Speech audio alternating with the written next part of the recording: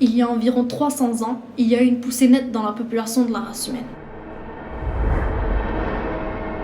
Cela a été provoqué par les progrès de l'assainissement, de la technologie ainsi que par une chute spectaculaire du taux de mortalité.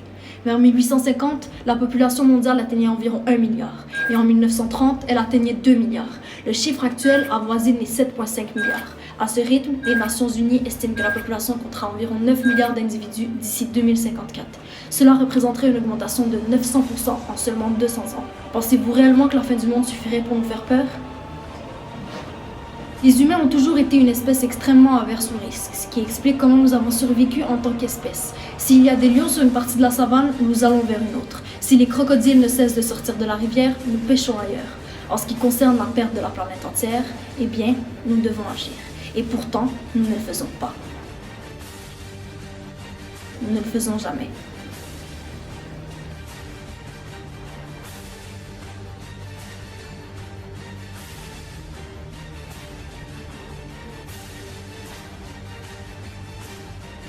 Cette étrange contradiction est à nouveau révélée à la suite d'une annonce d'un groupe d'experts sur l'évolution du climat des Nations Unies. Selon eux, une catastrophe est imminente. À savoir que cet avenir lointain d'un monde frappé par l'effet des inondations, des sécheresses, des incendies de forêt et des typhons n'est plus si loin. On estime plutôt ce futur proche à moins de 11 ans. Le rapport indique que si nous n'agissons pas de manière radicale d'ici là, les températures connaîtront une hausse de 1,5 degrés Celsius, au-dessus de la moyenne de l'ère pré-industrielle, un seuil qui a longtemps été cité comme le point critique de la catastrophe. Alors que l'annonce ait été largement rapportée, la réaction du public est restée, comme toujours, inchangée. L'indifférence de notre société face à l'environnement est une énorme menace aux individus, principalement au niveau social.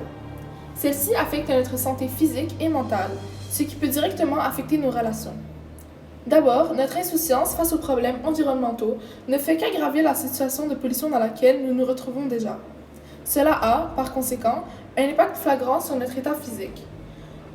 Puisque la plupart des polluants entrent dans le corps par les voies respiratoires, celles-ci sont les premières à en subir les conséquences. Certains d'entre eux, notamment l'ozone, le benzène et la poussière, peuvent causer du stress oxydatif pulmonaire, de l'inflammation et même le cancer des poumons. En 2015, selon le rapport de l'université Simon Fraser, 16% des morts prématurées étaient causées par la pollution. Tant que les gens ne prennent pas conscience des conséquences de leurs actes, ce nombre ne fera qu'augmenter. L'homme est arrivé à un point où il s'autodétruit. Ce n'est pas tout. Notre santé mentale est aussi affectée par ce fléau. La pollution, surtout de l'air, a été liée à la dépression, l'anxiété, la maladie d'Alzheimer et la faible performance académique. Une enseignante de l'université George Washington, Dr. Melinda Power, a fait une étude sur 70 000 personnes qui prouve que ceux qui sont plus exposés à certaines particules se trouvant dans l'air sont plus enclins à connaître des hauts niveaux d'anxiété. Enfin, notre insensibilité face à l'environnement ne mène qu'à leur destruction, autant au niveau physique que mental. Dans un monde où l'expansion économique est au centre de nos priorités, on remarque la destruction de multiples milieux qui contribuent à apporter de nombreux bénéfices dans notre mode de vie. Le meilleur exemple serait la forêt amazonienne qui ne cesse de rapetisser. En effet, chaque année on rase de plus en plus d'arbres issus de celle-ci pour pouvoir laisser place à l'arrivée d'une multitude de bêtes d'élevage. Non seulement les processus utilisés produisent une grande quantité de CO2, dont la proportion dans l'air ne cesse d'accroître, mais nous détruisons aussi une source de stabilisation des concentrations de polluants se trouvant dans notre atmosphère. Au-delà de tout ceci, il y a un autre aspect auquel on ne pense pas souvent. N'avez-vous jamais songé à ceux qui habitent ces lieux? En fait, ces dizaines de milliers de kilomètres de forêts tropicales regorgent de peuples indigènes qui n'ont pas quitté leur terre natale depuis la nuit des temps. En détruisant l'environnement de telle sorte, nous contribuons aussi d'une certaine manière à l'élimination de patrimoine culturel qui sert de repère à 1,6 milliard d'habitants. Ainsi, il est évident que sans attachement à un groupe d'individus, il est impossible de survivre. Selon la pyramide de Maslow, le sentiment d'appartenance est évalué comme le troisième besoin le plus important pour l'humain. Malheureusement, on remarque que cette destruction massive des milieux de vie d'une grande proportion de la population mondiale entraîne un déplacement en milieu urbain.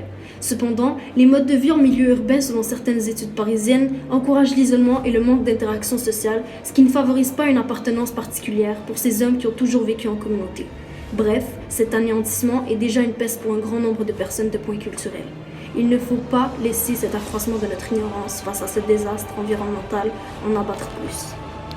En conclusion, ce que nous faisons subir à notre planète n'est qu'une réflexion directe de ce à quoi nous ferons face.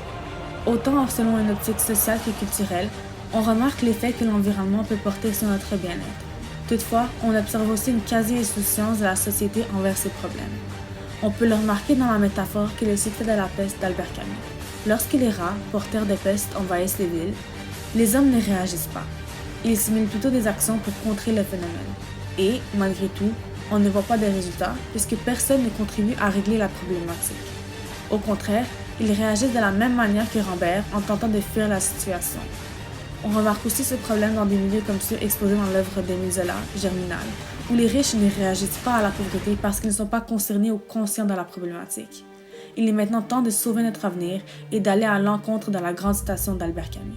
L'élève, comme la rivière, aimerait suivre son cours tout en restant dans son lit.